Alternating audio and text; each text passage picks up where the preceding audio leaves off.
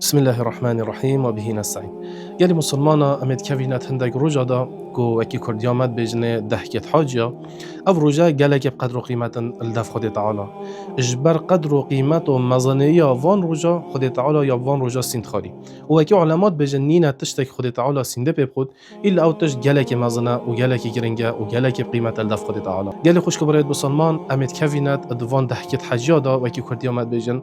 او روجن اوین کو پیغمبر صلی الله علیه و سلم گوتی نین هندگ روش هبن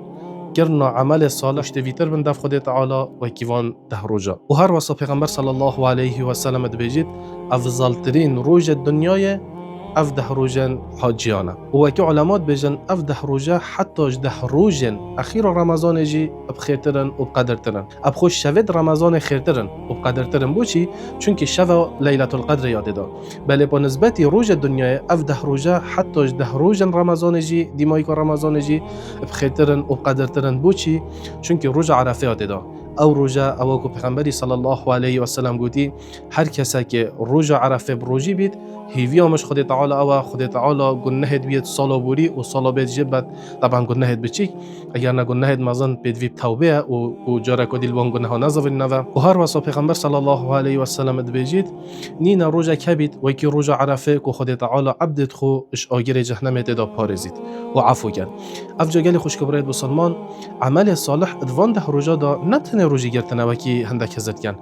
وان هندک خیش که تای اجبر نساخی خو حیوانه نشن وان روجیا بگیرن یا هندک برای تای اجبر شولی یا مشقت و دنیا نشن تداب روجی بن اره خلاص وان ده روجاش خوب کن نه ام دی بجین کاچا شوا لیلت القدر امج دست خونا کن و زندید کن و دیال اندجی کو بشوی ام روجی نینین بله با کومک و عمل صالح ام دوی شوی داد کن وان ده روجا جی اگر تو بشه روجی جی تدا بگیری و عمل صالح جی کی اول تشتکی گلگه باشه بله با اگر تو نشه روجی بگیری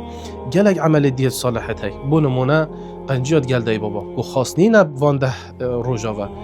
قنجیات گل دی بابا بردام دوید ام همی روجا همی گوا قنجیات گل دی بابا بکن بله با وان ده روجا دا تو شپتر قنجیات گل دی بابا بکن